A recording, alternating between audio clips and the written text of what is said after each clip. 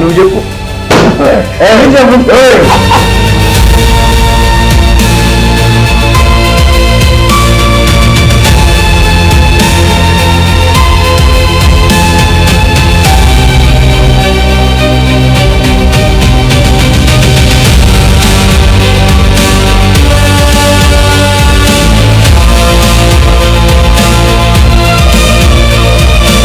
చెప్పు. నువ్వు చెప్పు. నువ్వు మరి అనవసరం, సమాధానం చెప్పు.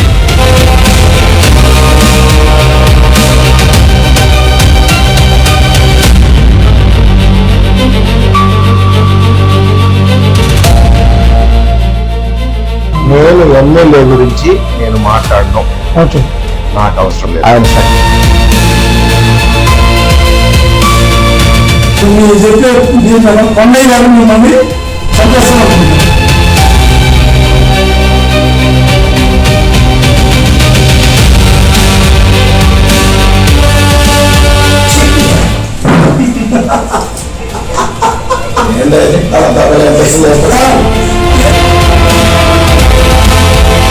ఇప్పుడు తర్వాత జరిగిన పరిణామాలు పోతులు శ్రీనివాస్ గారు ఎంటర్ అయ్యారు. అప్పుడు మీరు పోతులు శ్రీనివాస్ గారు సపోర్ట్ చేశారు. అసలు ఆ పరిణామం చెప్పండి సార్. సీటు వారికి ఇచ్చారు కదా, ఇప్పుడు మనం పని చేయాలి కదా. అప్పుడు మీరు వైసీపీలో ఉన్నారు. అప్పుడు ఆమె ఎంటర్ వైసీపీలో లేదే, వైసీపీలోనే ఉన్నారు సార్. వైసీపీలో ఉంటే మీరు ఏం చేశారంటే కరెక్ట్ కరెక్ట్ కరెక్ట్ కరెక్ట్ వైసీపీలో ఉన్నాను. సంబంధకర్త పార్టీ వాళ్ళు అడిగారు, సుజనా చౌదరి గారి తరఫున దుర్గాప్రసాద్ ఒక ఆయన ఉన్నాడు. ఆయన ఏం చేశాడు, అడిగాడు, సర్లే అన్నాం. అటు కూడా మనం కంఫర్ట్గా లేము, సీట్ ఇస్తామని తీసుకెళ్లారు, ఇవ్వలేదు. సరే మన పార్టీకి వద్దాం అనుకున్నాం. నేను సుజనా చౌదరి గారి దగ్గర పార్టీలో చేరాను. చేరిన తర్వాత ఈమె పక్కన పనిచేసాం. సుజనా చౌదరి గారి దగ్గర చేరటం కూడా ఒక ఆయన కలిశాను. ఆయన చంద్రబాబు దగ్గర తీసుకెళ్ళి ఏం జరిగిందంటే, ఒక న్యూస్ పేపర్లో 2 కండలతో మీ ఫోటో వచ్చింది.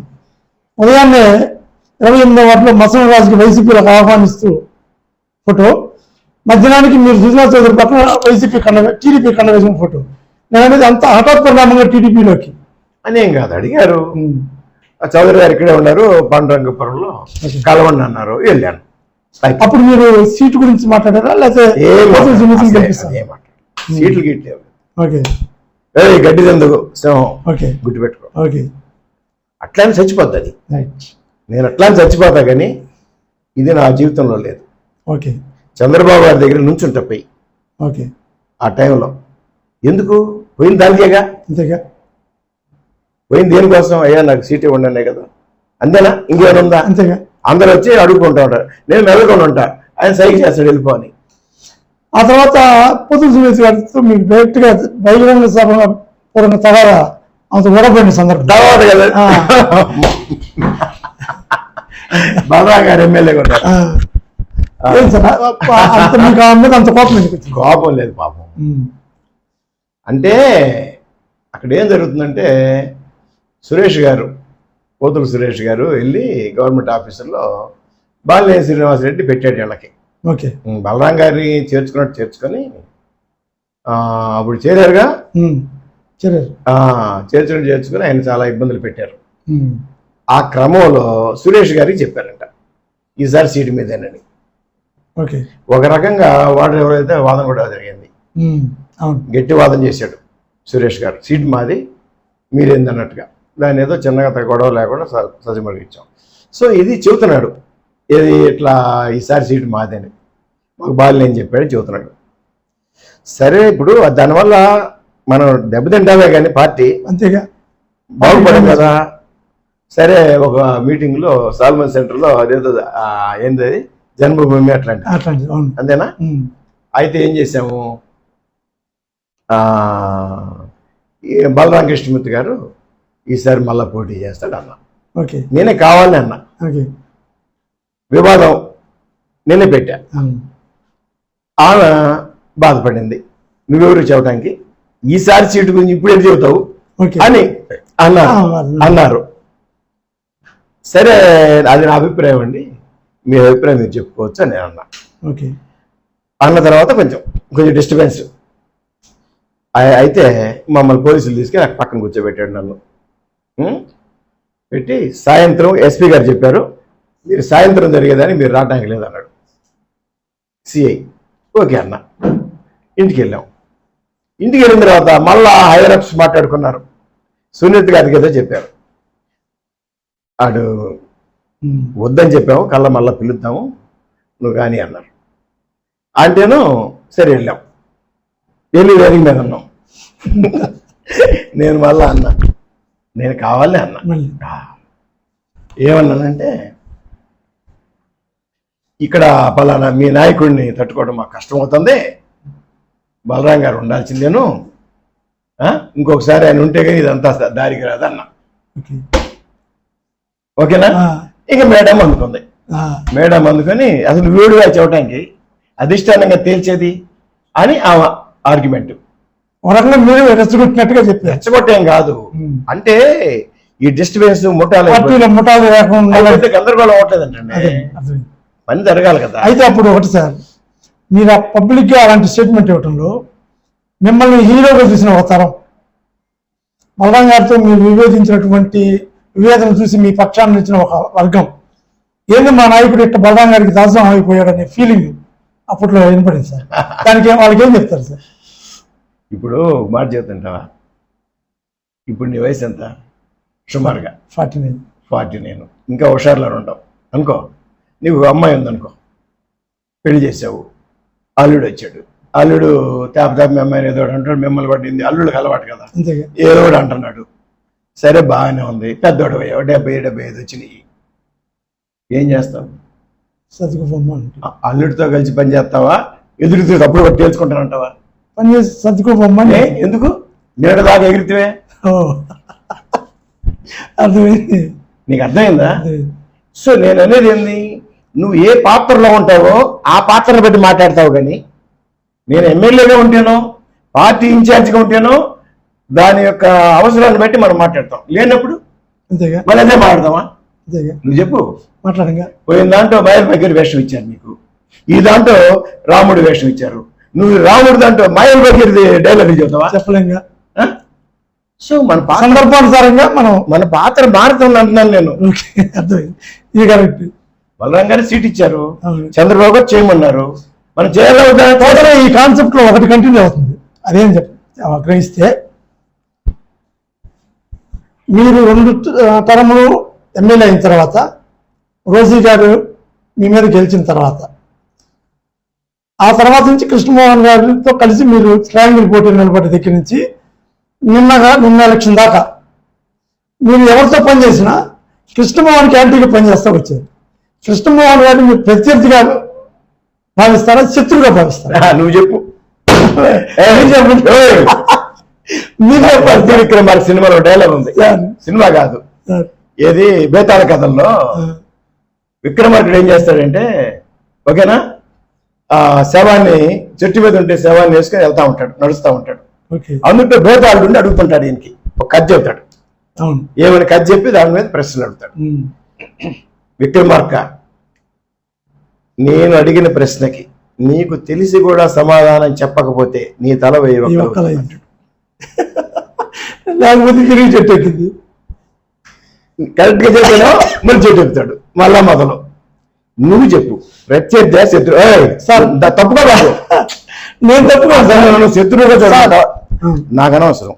శత్రువుగా చూడమంటావు, ప్రత్యర్థి నువ్వు చెప్పింది నా యాంగిల్లో ఒకటి ఉంటుంది సార్. నీ యాంగిల్ చెప్పు, ప్రజల యాంగిల్లో యాంగిల్ చెప్పు. నా యాంగిల్ చెప్తా, ప్రజల యాంగిల్లో ఒకటి ఉంటుంది. నేనేమంటానంటే, సుదీర్ఘంగా ఫైటింగ్ నేచర్ తోటి, నాకు తెలిసి మీరు ఎంబీబీఎస్ చేసేటప్పుడు కూడా అక్కడ కూడా బీసీ ఆత్మగౌరవ పోరాటాలు చేసిన సందర్భాలు కూడా ఉన్నాయి. నాకు తెలుసు సమాచారం. ఇలాంటి ఫైటింగ్ నేచర్ ఉన్న మీరు అభ్యర్థులు మారుతున్నారు, కానీ మీరు ఎవరు వస్తే వాళ్ళకి సపోర్ట్ చేస్తూ వచ్చారు. అంటే ఫర్ ఎగ్జాంపుల్, ఆ తర్వాత టీఆర్పీ ద్వారా పోటీ చేశారు, ఆ తర్వాత పోతుల సునీతకి సపోర్ట్ చేసాం, ఆ తర్వాత వచ్చి బలరాం గారికి సపోర్ట్ చేసాం. ఏదైనా కానీ క్యాండిడేట్లు ఎడం బాలాజీకి కూడా సపోర్ట్ చేసాం. క్యాండిడేట్లు మారుతున్నారు కానీ సపోర్ట్ మొత్తం అతను క్యాంటీగానే ఉంది. నేనేమంటానంటే, పొలిటికల్ రైవల్ అనుకోవాలా, లేదా అసలు వ్యక్తిగతంగా శత్రువు అది క్లారిటీ ప్రజలకు కూడా కావాలి. అంటే ఇత్తనాన్ని బట్టి కాయ వస్తుందా, మనం కోరుకుంటూ చూద్దా? దానికేంటంటే ఓయ్. విత్తనం బట్టి కాయ వస్తుంది. నువ్వు యాప్ విత్తనం వేసావు, యాప్ కాయ వచ్చుద్దా? మామిడికాయ ఇంకేం వచ్చుద్దా? మామిడికాయ వచ్చుద్దా? యాపకాయ వస్తుంది, మామిడికాయ వస్తుంది. వేస్తే మామిడి విత్తనం వేస్తే మామిడికాయ వస్తుంది. వచ్చుద్దా? మనం ఏంటంటే అధర్మాన్ని ఎదిరిద్దాం అనిపించింది, ఓకే అన్యాయాన్ని ఎదిరిద్దాం అనిపించింది. ఓకే ఓకే అది వయసుతో పాటు పోలా.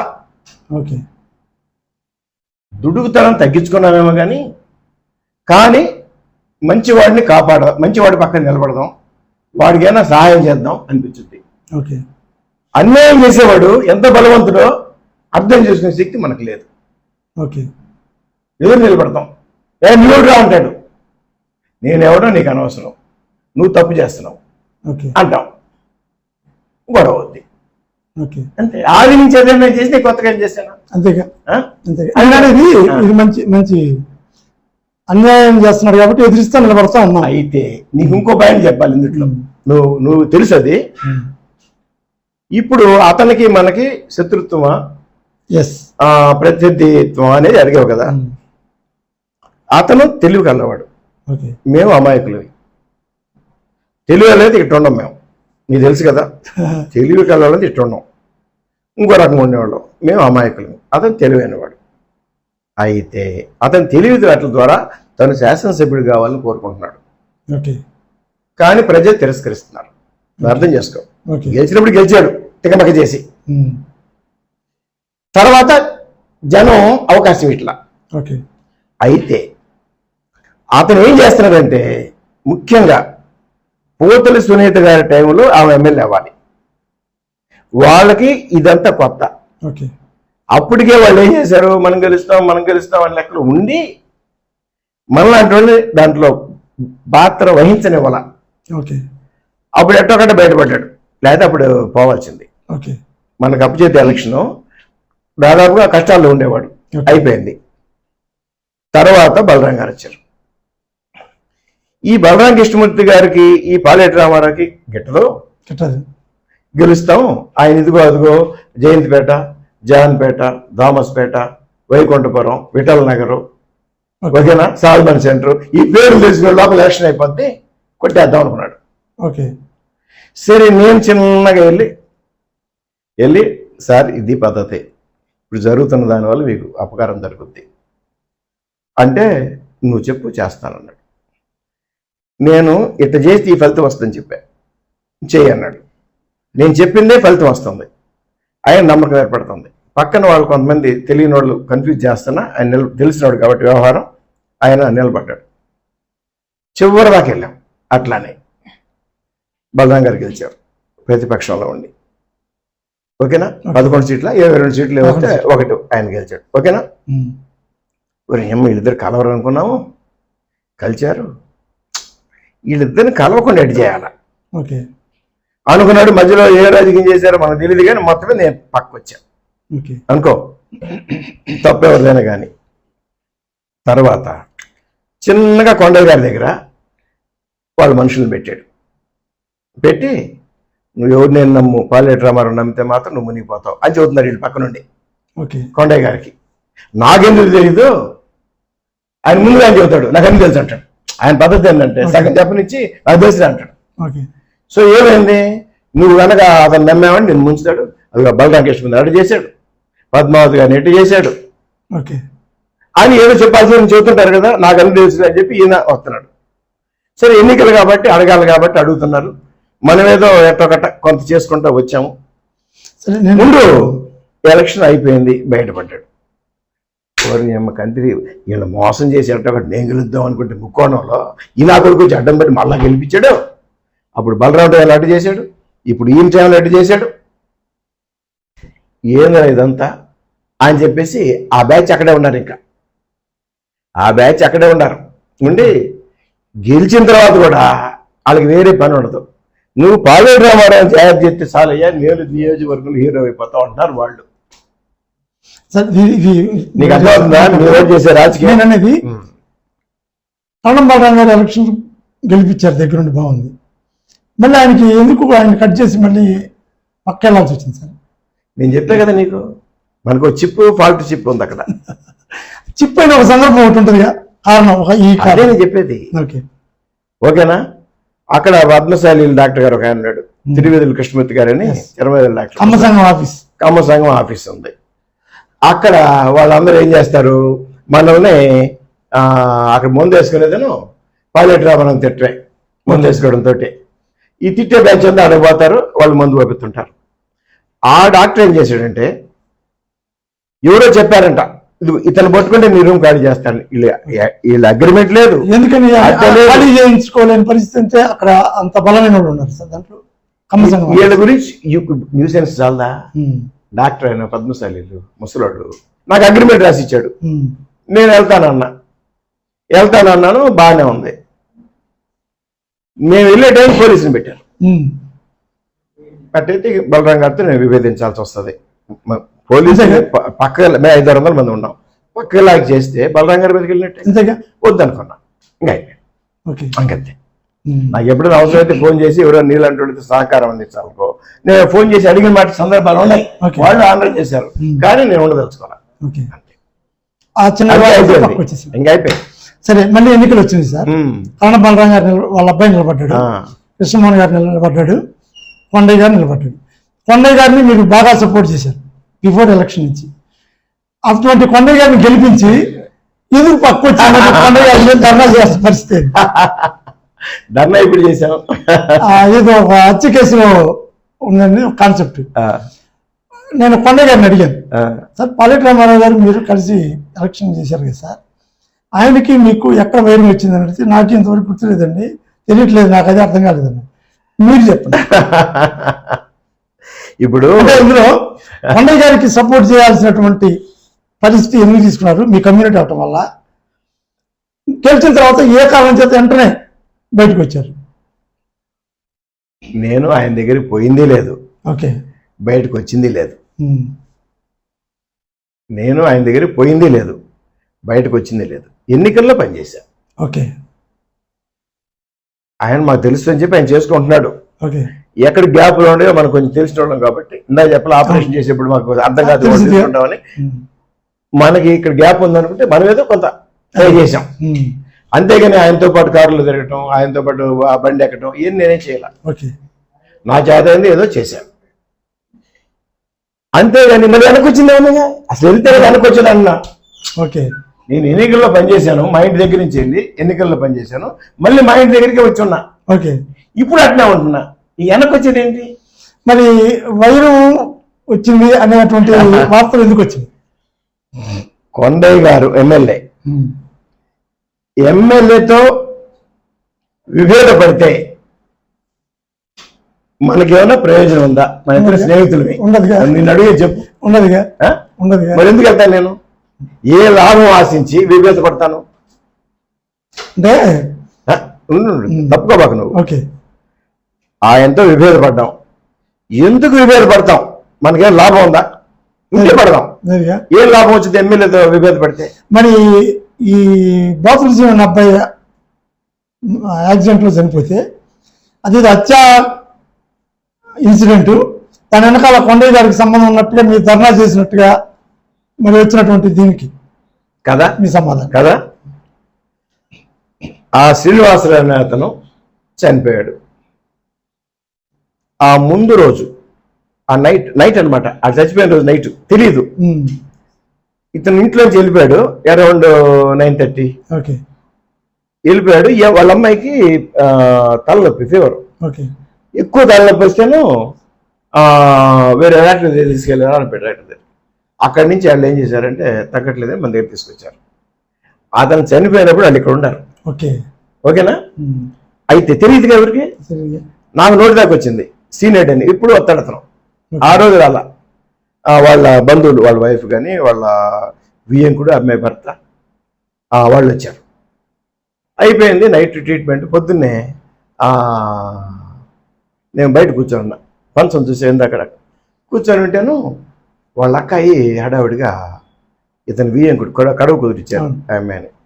అతన్ని పక్క తీసుకెళ్ళింది, ఏదో చెప్పింది. ఆందోళనగా ఉంది, గబగ వెళ్తుంది. ఏందమ్మా అన్న, తెలుసు నాకు కీర్తివారిపాలెం అంత వాళ్ళకాయ. అయితే అయ్యా సీన్కి ఏదో అయిందంట అయ్యా అనుకుంటా ఎక్కువ సమాధానం చెప్పి వెళ్ళిపోయింది ఆడావిడిగా. ఈయన బట్టి ఆపా. ఏందా అంటే సీన్ ఎవరు చంపారంట అన్నాడు. అన్నాడు అని అడుగుడు వెళ్ళాడు. నేను ఒక అతనికి ఫోన్ చేశాను. ఫోన్ చేసి ఏంది ఇటు సంగతి అన్న అంటేను అతను అన్నాడు, నాకు పలానా ఆయన ఫోన్ చేశాడు, ఇట్లా యాక్సిడెంట్ జరిగిందిలే, ఓకే, చనిపోయాడు, నువ్వు సీఎని కలువు అన్నాడు. నేను సీఎనికి ఫోన్ చేశాను, సార్ పలానా నిన్ను కలవమన్నాడు అంటేను. అంటే వాళ్ళు ముఖ్యులు, ఇదంతా దగ్గర నుంచి చూడొద్దు నీలాగా. దానికి నేను సీఐకి ఫోన్ చేశాను అంటే అది ఆ యాక్సిడెంట్లే అన్నాడు. ఓకే, నేను చెప్పింది నీకు అర్థం. నేను చేసిన ఫోన్ కాల్కి నువ్వు మొత్తం కాల్ హిస్టరీ కానీ తీస్తే ఓకేనా, అందులో ఈ డైలాగ్ ఉంటాయి. ఈ డైలాగ్ రికార్డ్ అయ్యి ఉంటే ఇవి ఉంటాయి ఖచ్చితంగా. 3 వేరియేషన్లు. వాళ్ళ ఒక అతను నాకు ఫోన్ చేసి నేను అడిగి అతను ఏంది ఇదంతా ఏంది ఇటు అనుకుంటున్నారు ఏందన్న. ఒక అతను నాకు ఫోన్ చేసి పేరు చెప్పను, ఫోన్ చేసి ఇటు జరిగిందిలే, నువ్వు యాక్సిడెంట్ అయింది, నువ్వు సిఐతో మాట్లాడి మా ఇల్లు సిఐ దగ్గరికి అంటే కోఆర్డినేషన్ అంటే నేను ఫోన్ చేశాను, ఇటు వస్తాను సార్ అంటే అది యాక్సిడెంట్లే అన్నాడు. ఇటు చెప్పాడు, సరే అయిపోయింది. డెడ్ బాడీని తీలా, పోలీసుగా తీయాల్సి లేదు, లేకపోతే ఇది పోయారు తీశారు, ఇది యాక్సిడెంట్ అంటున్నారు వీళ్ళు.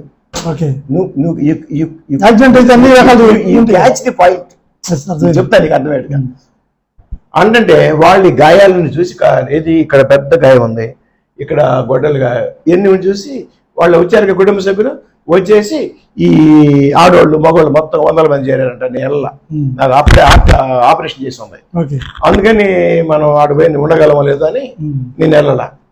ఈ ఈపురపాలెం స్టేషన్ ముందు తీసుకెళ్తామని గొడవ చేశారంట ధర్నా కోసం. పోలీసులు అదేం లేదమ్మా ఇది యాక్సిడెంట్, మేము చూస్తాము అని చెప్పి చిన్నగా అడిగి చెప్పి తీసుకొచ్చారు గవర్నమెంట్ హాస్పిటల్కి. అయిపోయిందా? ఇది యాక్సిడెంట్ అని పేరు పెట్టింది ఎవరు? పోలీస్. ఎవడన్నా నువ్వు ఉండవు, నీకు సంబంధించిన వాళ్ళు ఎవరో మరణించారు, నీకు అనుమానం ఉంది ఇది ఎవరు చంపారు చెప్తుందని, నువ్వు అడుగుతున్నావు, ఏం చెప్పాలి పోలీసు? అయ్యా విచారణ చేద్దాం, గాయాలు ఉన్నాయి కదా, ఈ గాయాలు ఎట్టు జరిగినాయి అనేది మనం పోస్ట్ మార్టం చేసి రిపోర్ట్ ద్వారా మనం అప్పుడు దాన్ని నిర్ధారణ చేస్తాము, తొందరపడిపోకండి అని చెబుతారా? లేదు ఇది యాక్సిడెంట్ అంటారు, ఏం లేకపోతే అందరికంటే ముందు వాళ్ళే అది వాళ్ళే కదా పెట్టింది ఈ చిచ్చు అంతా. ఈ చిచ్చు అంతా పెట్టింది వాళ్ళే కదా. వాళ్ళు ఎవరు ఎట్లా చెబుతారన్నా జనం అందరూ తిరగబడ్డారు, నువ్వు యాక్సిడెంట్ అంటావిందని. నెల రోజుల తర్వాత 2 నెలల తర్వాత తేలుతాయండి ఇవన్నీ, అప్పుడు తేలవు. మీరు కొంతమంది తర్వాత సబ్ ఇన్స్పెక్టర్, నేను ఆ మరుసటి రోజు ఇప్పుడు వెళ్ళా అక్కడికి, వెళ్తే సాయంత్రం పడితే ఎస్ఐ అక్కడ ఉన్నాడు, అందరు ఉన్నారు. నన్ను కారులో కూర్చోబెట్టాడు, సార్ ఈ విధంగా చేస్తున్నామండి, ఇది ఇటు నుంచి వచ్చి ఉంటాడు, ఇటు నుంచి వచ్చి ఉంటాడు, ఏదో చెబుతాడు ఆయన. చెబుతూ ఒక కాల్ లిస్ట్ తీశాడు, దీంట్లో ఈ నంబర్లన్నీ చూసామండి అన్నాడు, అందరితో మాట్లాడామన్నాడు. అంటూ ఈ నంబర్ నాదే అన్నాడు. అంటే నేను ఆయన నంబర్ గుర్తుపెట్టాను అతను అనుకున్నాడు. మనం ఏముంటది, నీ పేరు ఉందా, నీ శాఖ అని ఉంటుంది నా దగ్గర, ఈ నంబర్ నాకు చెప్పలేదు, అవునా కదా, మన తెలియదు ఆ నంబరు. అతనే అనుకున్నాడు, గుర్తుపెట్టాను అనుకున్నాడు. అనుకొని ఏం చేశాడు, ఈ నంబర్ నాదేనండి, నేను 5-6 సార్లు చేశాను, తీయలేదు, ఆఖరికి తీసి నాతో మాట్లాడక ముందే నేను ఎస్ఐ గారికి ఫోన్ చేస్తా, నేను వెళ్ళాలా అన్నాడు అనేసాడు. అన్న తర్వాత ఏం చేశాడు, నాకు అంతకుముందు ఫోన్ చేశాడు 4:30కి, దీంట్లో లేదు వేరే ఫోన్లోకి, అందువల్ల నేను చేశాను అన్నాడు. నీకు అర్థమైందా? నేనేం మాట్లాడలా, మనకేం తెలియకుండా ఏం మాట్లాడతాను, ఓకేనా? అంటే జరిగి నా నోటీస్ రోడ్డే నీకు చెబుతున్నా. సో నేనేమంటానంటే పోలీసు వారు ఏం చెప్పాలి, దీని మీద ఎంక్వైరీ చేసి ఓకేనా, పోస్ట్ మార్టం రిపోర్ట్ వచ్చిన తర్వాత ఇదంతా మేము చేస్తామండి, మీరు అనుమానాస్పద మృతిగా మేము రిజిస్టర్ చేసాము అని చెబితే ఎట్లా ఉంటుంది? ఇది యాక్సిడెంట్ అని వాళ్ళే చెబితే ఎట్లా ఉంటుంది? అదే కదా మూలం జరిగింది ఇక్కడ. అంతేగా. ఇప్పుడు నీకు ముందు చెబుతున్నా, నేను ఇందాక ఆమరణ దీక్ష చేశాను అన్నావా లేదా? ధర్నాలు చేశాను కదా. మన ఊర్లో ఎవరన్నా ఒకటి చనిపోతే ఇట్లాంటివి జరిగితే మనం ధర్నా చేస్తాం లేదా? ఏమని చేస్తాం? న్యాయం జరగాలని చేస్తాం. సాయి చంపేయడం చేస్తామా? ఏం కదా. ఇప్పుడు జరుగుతుంది, న్యాయం జరగాలి. ధర్నా చేసి సాయి చంపేయడం అంటాము మనం కదా. ఏమంటాము? మీరేమి యాక్సిడెంట్ అంటున్నారు, ఎవరో చంపారు, దీనికి తేల్చండి అంటామా లేదా సాయి పేరు చేద్దామా? పేరు చెప్పంగా. మేము ధర్నా పెట్టాం, నిజమే. నేను హార్ట్ ఆపరేషన్ చేసి 15 రోజులు అయింది. అక్కడ ఉండలేకపోయాను, వచ్చేసాను. ఓకేనా? వాళ్ళు కూడా ఎవరి పేరు మాట్లాడాలి అక్కడ. వాళ్ళు ఏమంటారు? ఇట్లా హత్య జరిగింది, పోలీసులు న్యాయం చేయాలి అన్నారు. ఇప్పుడు నువ్వు చెప్పు, నేనే చేశాను అనుకుందాం, నేను పోలీసుకి ఎగ్నెస్ట్ చేశానా, రాజకీయ నాయకుడికి ఎగ్నెస్ట్ చేశానా? వ్యవస్థకి ఎదురు చేయమంటా వద్దా? చేయాలిగా, చేయాలి మన బాధ్యత. నేను చేయడం తప్పలేదు. ఎవరికి ఎగ్నెస్ట్ చేశాను? పోలీస్కి. రాజకీయ నాయకుడు వచ్చి నా పేరు చెప్పేమంటాడండి. అంటే అది రావడానికి కారణం ఏంటని వాళ్ళ ఉద్దేశం అంటే, మీరు ఒక 100-200 మంది బస్సుతో తీసుకొని చంద్రబాబు నాయుడు కలిశారు. కలుద్దాం అనుకున్నాం. అంటే పోలీసు మీద ప్రెషర్ రావడం కోసం. ఓకే. జిల్లా ఎస్పీ ఒత్తిడికి లోనవుతాడు, వెళ్ళాలని కూడా కాదు, వెళ్తామో లేదో. జిల్లా ఎస్పీ మీద ప్రెషర్ రావాలా, అప్పుడే ఇందులో వాస్తవాలు బయటకు వస్తాయి. ఆ చచ్చిపోయిన వాడిని అడవిలో పోయాడని మెల్లకుండా ఉండేంత మనస్తత్వం నాది కాదు. ఎవరో చంపారు, అరే పాపం ఆయన అనవసరంగా చంపారు అని మనం అనుకుంటున్నాం. నిజమైన బలమైన కారణం ఉంటే ఉండొచ్చు. ఇట్లాంటి పనులు చేస్తారు, చంపకేం చేస్తారు అని నువ్వు అనొచ్చు. నేనే కాదంటలా. ఇమీడియట్ రియాక్షన్ ఏముంటది? అరే చంపారా, అది న్యాయం చేయాలనుకుంటాం. నేను అదే చేశానా, అంతకంటే ఎక్కువ చేశానా? అదే చేశారు. నేను ఎప్పుడేం చేస్తాను? అది ఎన్నో 32 ఏళ్ళు నేను చేస్తాను. ఇప్పుడు కొత్తగా చేసేది ఏంది? మరి కొండయ్య గారికి యాంటీగా మీరు చేశారటువంటి ఇది ఎందుకు వచ్చింది సార్? మీరు పెట్టిన వాళ్ళు ఉన్నారు అక్కడే. ఒక అతను గౌనివారిపాలెంలో పంచాయతీ ఎన్నికలు జరిగినాయి. పంచాయతీ ఎన్నికలు జరిగితే అతను ఏం చేశాడు? సబ్ ఇన్స్పెక్టర్ ఉన్నాడు, మీ క్యాండిడేట్, మీరు అధికారంలో ఉన్నారు. ఈ సాయంత్రం లైట్లు తీసేసి ఈ కట్టలు మార్చేసి కౌంటింగ్, లైట్లు వచ్చిన కౌంటింగ్ చేసి అవతలకి గెలిచినట్టు డిక్లేర్ చేశారు. ఊళ్ళో గొడవైంది. సబ్ ఇన్స్పెక్టర్ వచ్చి నన్ను చంపబోయారు అని కంప్లైంట్ ఇచ్చారు పోలీస్ స్టేషన్లో. ఇస్తే 307 కట్టారు 45 మంది మీద. ఎంత సీరియస్ అది? ఎస్ఐని చంపబోవటం. మీ పక్కన ఉండే లాయర్ ఒక అతను, మీకు ఎలక్షన్ ఏజెంట్ గా పనిచేసిన అతను ఈయన దగ్గరికి వెళ్ళాడు. ఇన్స్ట్రక్షన్ ఏంటి? నువ్వు ఎట్టయినా ఆ లాయర్ అవ్వాలి, ఆడ శిక్ష పడాలి, ఇన్స్ట్రక్షన్ అనుకో. కాసేపు వెళ్ళాడు, పోయాడు. అయ్యా, మీరు కులస్తులు, నేను ఉచితంగా చేస్తాను, డబ్బులు వద్దు నాకు, మీరు ఆల్రెడీ కష్టాల్లో ఉండారు, నాకు జడ్జి తోటి మంచి రిలేషన్ ఉంది చెప్పాడు నా కొడుకు. చెప్పి ఇలా మోసపిచ్చి అట్టే చెప్తే కానీ నమ్మరని కేసు తీసుకున్నాడు. కేసు తీసుకుని వాదించకుండా అతనికి ఏమొచ్చు? 2 పిటిషన్లు వేస్తాడు. ఒకటి బెయిల్ పిటిషను, 2 రాజ్య పిటిషను. అంతే, అది ఇంకేం తెలియదు. అతనికి తెలుసు, లోకానికి తెలుసు. ఇతను వాళ్ళ కేసు వాదించి శిక్ష పడేట్ చేశాడు. వాళ్ళ కేసు వాదించి శిక్ష పడేట్ చేశాడు. బావ కళ్ళల్లో ఆనందం చూశాడు. అదే మనిషిని కొండయ్య దగ్గర ప్రవేశపెట్టి, ఓకేనా, లేచిన కాంచి పాలేట రామారావు పనిచేస్తున్నాడు. ఆడెట్లా ఈడెట్లా అని అవన్నీ వరసన బిల్డప్ అవుతా వస్తుంది. చెప్పలా బాలకృష్ణమూర్తి గారు ఇందాక, ఎందుకంటే అన్ని ఒక్కొక్కటి బిల్డప్ అవుతూ వచ్చింది చెప్పానా? అట్లనే మొత్తం బిల్డప్ వచ్చి చేసుకుంటూ వస్తున్నాడు. ఆయన బాధ అయింది, ఎమ్మెల్యేది. నన్ను అడవికి ఇస్తారు, నన్ను బయట పెడతారు, నన్ను చెడదింపుతారేమో, నాకు బతకపోద్దేమో, అదే ఏదో ఉంటుంది కదా ఆయన బాధ. మీ ఇద్దరు మధ్య వ్యక్తిగతంగా ఏమి నువ్వు చెప్పేవో నువ్వు చెప్పు. నువ్వు ఆయన కూడా అదే అన్నాడు. ఎవడైతే మీకు ఎలక్షన్ ఏజెంట్గా చేశాడో, ఓకే ఎవడైతే గవర్నర్ పాలెం వాళ్ళ దగ్గరికి వాదించడం రాకపోయినా ఓకే కేసు తీసుకొని జడ్జి గారికి నాకు సంబంధం ఉందని చెప్పేసి అబద్ధాలు చెప్పి నమ్మించి, అంటే నేను చెప్తే ఆమె చేసుద్ది ఓకే అని చెప్పి నమ్మబలికి వాళ్ళకి శిక్ష వేయించాడు. అతనే మళ్ళా వచ్చి మీ ఇద్దరి మధ్య చిచ్చు పెట్టడానికి కారణమయ్యాడు. అదే ఒక్కడే కాదు, ఇంకా ఉన్నారు టీం పెట్టారు మీ వాళ్ళు. అయితే ఒక వాళ్ళు చేసేదానికి ఆయన తట్టుకోవద్దా? అంతేగా కొండ గారు తట్టుకోవాలి కదండి. అమ్మాయి నా కొడుకు సీనియర్, నిజమే నుంచి పనుకోడా, అంతేగా అయిపోయింది.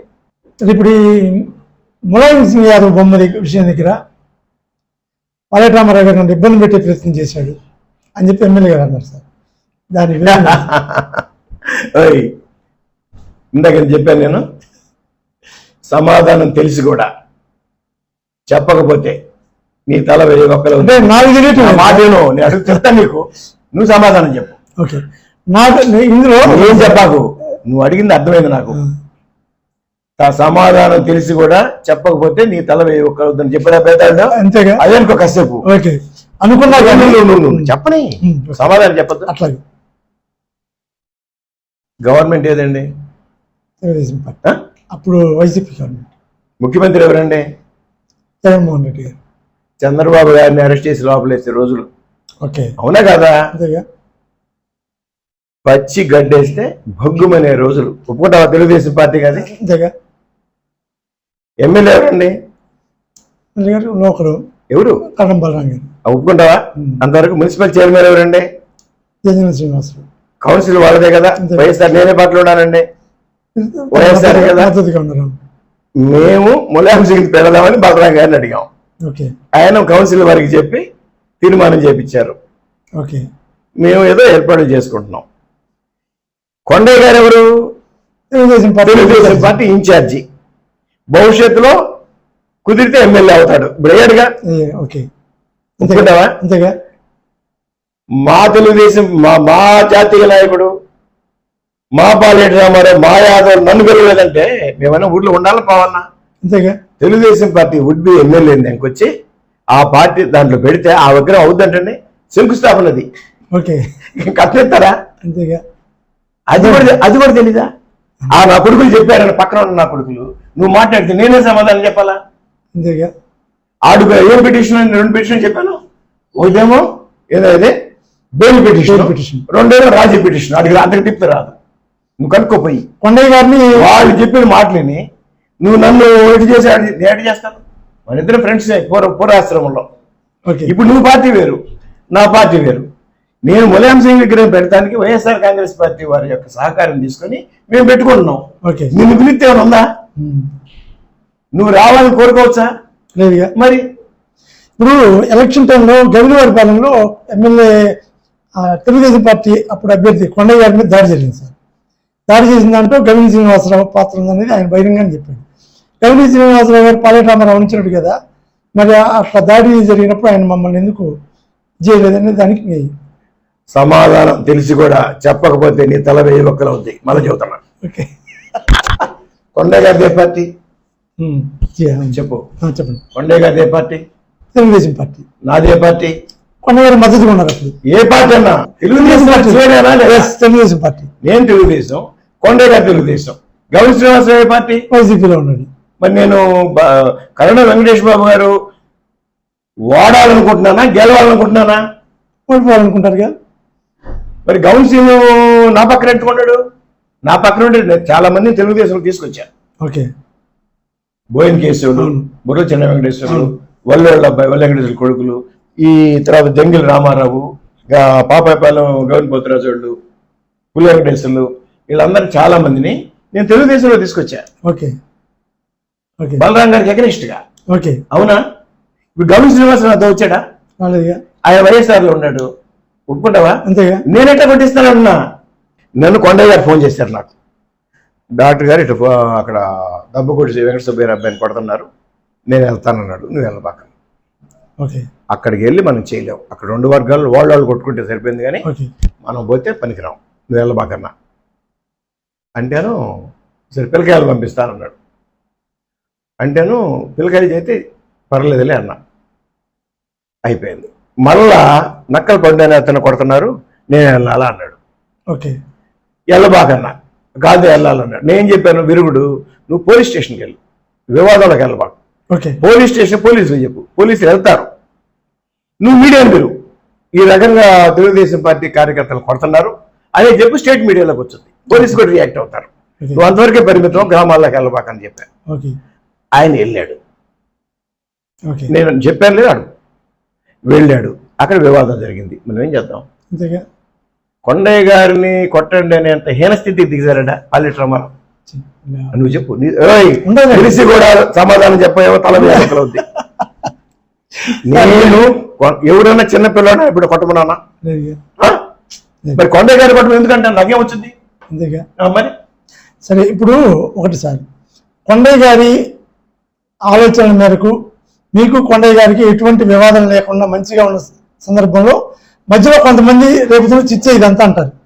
మీ వాడే ఎవడే, ఎందుకు మీ నాయకుడే చేస్తాడు ఇదంతా. మా నాయకుడు సార్ కాదు నాన్న, నువ్వు చేయొద్దని నేను అంటలా. This is all part of the game. రాజకీయ రంగంలో జరిగే తంతు ఇది. ఓకే.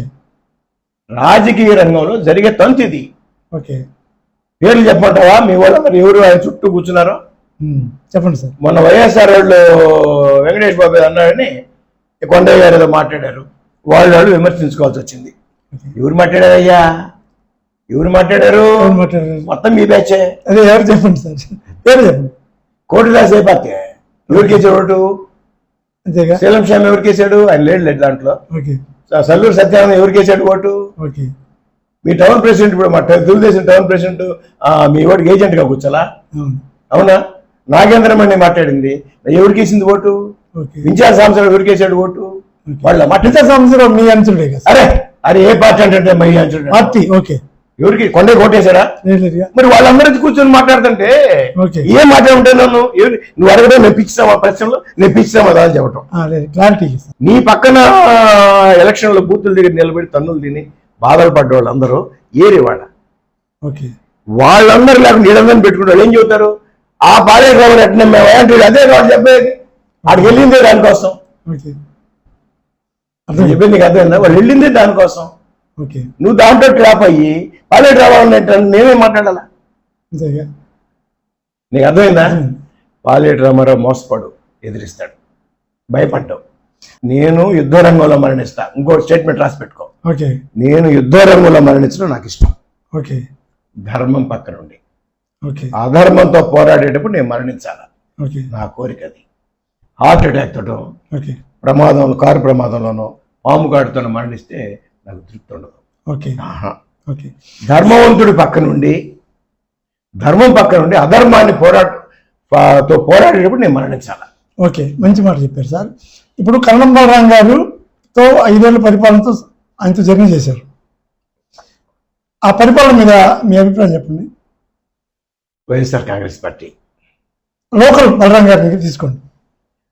అంటే జగన్మోహన్ రెడ్డి గారు టైంలో అభివృద్ధి అనేది పరిమితంగా జరిగింది. ఓకే. అభివృద్ధి అంటే డెవలప్మెంట్ వర్క్స్ పరిమితంగా జరిగినాయి. ఎక్కువగా ఆయన దాన్ని ఏమంటాము వెల్ఫేర్ మీద పెట్టుకుంటా వచ్చాడు. సో ఫండ్స్ ఏదో ఎలక్ట్రిఫికేషన్ స్కీమ్స్ అని అయ్యని ఏదో అడిగారు. అడిగితే 3 వర్క్స్ రాసి ఉన్నాడు, 5 వర్క్స్ నన్ను అడిగారు బలరాం గారు. కుందేరు పెట్టే ఫస్ట్ ఎంతైతే అంత, 2-3 ఎత్తిపోతల పథకాలు రాసి చేనేతగా హౌసింగ్. ఓకేనా? నేను చెప్పింది నీకు అర్థమైందా? రాలా. తెలుగుదేశం పార్టీ గవర్నమెంట్లో సిద్ధారాఘవరావు తీసుకొచ్చి మీ నాయకుడు అక్కడ పొల్లాయిపాలెం ఎత్తిపోతల పథకం అని దాన్ని శంకుస్థాపన చేశారు. అది ఎగ్జిక్యూట్ అవ్వాలా. ఓకే. ఫండ్స్ లేవు, ఉన్నాయో లేవో జరగలా. ఒప్పుకున్నావా? బలరామకృష్ణకి ఎంతవరకు చేస్తారు? ఎవరైనా స్టేట్ అంతా అదే చేశారు, ఈయన వేరే చేశాడు. ఓకేనా? అయితే అంతకుముందు 5 ఏళ్ళు మీరే పనిచేసింది కదా, మీరే కదా. ఆ న్యూసెన్స్ లేదు, ఆ న్యూసెన్స్ లేదు. తప్పులు చేయలేదనో మొత్తం ఉప్పులే చేసా ఇవన్నీ నేను మాట్లాడట్లా. అంటే ఏంది ఆ పరిపాలన మీద అన్నారు. డెవలప్మెంట్ అంటావా? గవర్నమెంట్ ఫండ్స్ సరిగా లేవు. జగన్ రెడ్డి గారి మీద లేదు, ఈయన మీద కూడా లేదు. ఓకే సార్, అటువంటి మనమేమో సాఫ్ట్ కార్నర్లో మనమేమో ఇటు వచ్చాం. మీరు తెలుగుదేశం కిందకి వెళ్ళారు, అయిపోయింది. ఇప్పుడు తెలుగుదేశం కొండ గారి దగ్గర నుంచి ఎందుకు డిఫర్ అయ్యారు దానికి ఒక క్లారిటీ ఇచ్చారు. మధ్య వాళ్ళు రెచ్చగొట్టడం వల్ల ఆయన నేను డిఫర్ కాలేదు. ఓకే, కొండ గారి ఇప్పుడు కూడా హ్యాపీ. అరే నువ్వు కారణం చెప్పు. ఓకే ఓకే, నేను అనేది ఏంటంటే నేను కొండయ్య గారితో ఏ విధంగా ఎక్కడ డిఫరెంట్ నువ్వు చెప్పు. I am fighting against the police. Okay, అంతవరకు ఓకే. వాళ్ళు లా అండ్ ఆర్డర్ కాపాడాల్సింది. మోహన్ రావు కొట్టారు, ఓకే, మాచర్ల మోహన్ రావుని. ఎవరి కారణం వాళ్ళకు ఉంటది. ఓకే, సైట్ దగ్గర డిస్ప్యూట్, వాళ్ళ కారణం వాళ్ళది, వీళ్ళ కారణం వీళ్ళది. కొట్టుకున్నారు. కొట్టినప్పుడు మోహన్ రావు లాంటి పెద్ద మనిషిని కొట్టినప్పుడు ప్రభుత్వం ఏం చేయాలండి? ఏం చేయాలా? అయ్యో పాపం పెద్ద మనిషి పెద్ద మనిషిని కొడతారా అని చెప్పి తీసుకొచ్చేసేసి 2 దెబ్బలు అయిపోయినా కూర్చోబెట్టేసేసి, ఓకేనా, అది స్టేషన్ బేలో లేదా రిమాండ్ ఏదో కోర్టుకు పెట్టడమో ఏదో ఒక చర్య ఇమీడియట్గా ఉండాలనా? అంతేగా, మాకు సంబంధం లేదు, ఈ విషయంలో మేమేం చేయలేము అని పోలీసులు మాట్లాడితే నేను అడిగాను సార్ ఇదే నువ్వు అడగడం గురించి కాదు, ఏం చేయాలా నువ్వు చెప్పు. మోహన్ రావు లాంటి పెద్ద మనిషి నా పార్టీ నీ పార్టీని తీసేయి. ఓకే, అందరికి సంబంధించిన ఆయన. పాలేటి రామారావుని ఏం చేయమంటావు? అతనికి సానుభూతిగా మాట్లాడమంటా వద్దా? సానుభూతిగా మాట్లాడాలి. నెంబర్ 1. నేను ప్రభుత్వాన్ని నిలదీయాలని వద్దా? ఓకే, నేను ప్రభుత్వాన్ని నిలదీస్తుంటే స్థాయి జర్నలిస్ట్ గా మాట్లాడుతున్నట్టుగా వాళ్ళు చెప్తున్న పెట్టింటాం అంటే దానికి కారణం ఉంది సార్. ఎప్పుడైతే మీరు జనరల్పేటలో మీటింగ్ పెట్టారు సార్, రోడ్డు రాస్తారు ఒక చేస్తూ ఎమ్మెల్యే డౌన్ ఎమ్మెల్యే దీనికి సమాధానం చెప్పాలంటూ ధర్నా లేను. ఓకే, నువ్వు వీడియో తీసుకో. మీరున్నా లేకపోయినా నాకు అనవసరం. అరే నా సంగతి చెప్పు. ఓకే, నేను అనేది ఏంటంటే నేను వెళ్ళా, వాళ్ళు మీటింగ్ పెడతాం రమ్మన్నారు, వెళ్ళా. నేను ప్రభుత్వాన్ని విమర్శించా. ఏమని? ఏం చేస్తుంది ప్రభుత్వం? మోహన్ రావు జరిగితేనే మెదకుండా ఉంటే ఇంకా మిగతా వాళ్ళు గచ్చింది అని నేను మాట్లాడా. సార్ మీరు ఓకే సార్ అని మాట్లాడా. I have the right to criticise my own government okay అధర్మంగా ఉన్నప్పుడు. ఓకేనా? ఆ రోజు పులి శ్రీనివాసరావు విషయంలో పోలీసుని ప్రశ్నించారు. అంతేగా, ఏమని? అది మర్డర్ జరిగిందిరా అని తెలిసింది. అయిపోయింది. అది మర్డర్ అని తేల్చినా కదా సాయి చేశాడు పాలేటి రామారావు వచ్చి నేను నా పేరుతో ఉంటేట. అంతేగా, సరే ఓకే. ఇది కూడా అంతే, ఇది కూడా అంతే. నేను ప్రభుత్వాన్ని అడుగుతున్నా, వాళ్ళు కొట్టే వాళ్ళకి వాళ్ళ కారణాలు వాళ్ళకు ఉంటాయండి. నువ్వు ఎల్లగా దెబ్బతిన్న తరపున పోలీసు లేరు, అదే కదా అడిగింది. నా పేరు ఎత్తే ఉంటాయింది అంటే మీరు లేరు అని వాళ్ళు ఎమ్మెల్యేని టార్గెట్ చేస్తాను. నాకేం సంబంధం అండి? అతను నేనేం మాట్లాడేది దాని గురించి మాట్లాడు. ఓకే ఓకే, అంటే మీ గురించి దాంట్లో ఏం మాట్లాడలేదు కానీ వాళ్ళ ధర్నా విషయంలో ఒక ఎమ్మెల్యేగా మీరు ఎందుకు చొరవ తీసుకోలేదు అనే దానికి నేనే దాడి చేయించాను ధర్నా చేస్తాను. నేను ఎమ్మెల్యే గురించి నేను మాట్లాడను. ఓకే, నాకు అవసరం లేదు. ఓకే, ఆయన సక్రమంగా చేస్తాడా, చేయగలడా, చేయలేడా నాకు అనవసరం. Okay, there is government. ఆయన ఎమ్మెల్యే గారు ఏమనుకుంటున్నారంటే గవర్నమెంట్ ని ప్రశ్నిస్తే నన్ను ప్రశ్నించేట్టు అనుకుంటున్నా తెలియక. ఓకే, అత్తగారింటో కూర్చొని ఇల్లు నాదంటే ఎట్టకండి. ఆవిడ వచ్చి డబ్బులు అడిగారుగా తీసుకోండి అంటే మనం తీసుకోవటం, అల్లుడిని డబ్బులు కట్టాలంటే తర్వాత కట్టాలి మనం చేయటం, అయితే నీకే సంబంధం. అల్లుడు 4 రోజులు ఉంటా వెళ్ళిపోతాం, అంతేనా? అంటే నువ్వు గవర్నమెంట్ కాదు, నువ్వు గవర్నమెంట్ కాదు, ప్రతినిధి. శాసనసభ్యుడు తెలియాల్సింది ఏంటంటే అతను ప్రజల ప్రతినిధి. నువ్వు ప్రజల సమస్యలు ప్రభుత్వం దృష్టి తీసుకెళ్తావు, పరిష్కారం ఏంటి చేస్తావు. యూ హ్యావ్ నో ఏముంటుందని ఎగ్జిక్యూటివ్ పవర్స్. గవర్నమెంట్కి ఎగ్జిక్యూటివ్ పవర్స్ ఉంటాయి, అవునా? మనకు ఉండదు, మనం రిప్రజెంట్ చేసుకుంటాం. నేను పోలీసుని తిడితే నన్ను తిడతాడేమంటే నేనేం మాట్లాడాలా? కొండయ్య గారితో విభేదపడటం వల్ల నాకేమైనా ప్రయోజనం ఉంటే 1, 2, 3 నువ్వు చెప్పు, నేను ఇప్పుడే ఒప్పుకుంటా అందరి ముందు. మరి నాకేంటి అవసరం? అంటే మన ప్రాంతంలో మన వాడు అంటే మీ మీద ఇంకోటి కూడా ఉంది సార్, మీకు సంబంధించిన వాళ్ళలో ఎవరైనా రాజకీయంగా ఎదుగుతున్నా కూడా తొక్కేసి సమస్య చేసినటువంటి సందర్భాలు కూడా చాలా ఉన్నాయి అన్నట్టుగా. ఆయా పేరు చెప్పు, ఒక పేరు చెప్పు చాలు. కొన్ని చెప్తారు సార్, 3 చెప్పు. ఓకే, ఇప్పుడు మరకర శంకర్రావు భార్యకి చైర్మన్ టికెట్ వచ్చి మీరు రాకుండా చేశారు అనేటువంటి అప్పుడు ఒక సందర్భం వచ్చింది కదా. ఓకే, ఇప్పుడు పాలేటి రామారావు ఏ క్యాస్ట్? యాదవ్ కమ్యూనిటీ. ఎమ్మెల్యేగా ఉన్నాడు, యాదవ్ కమ్యూనిటీ.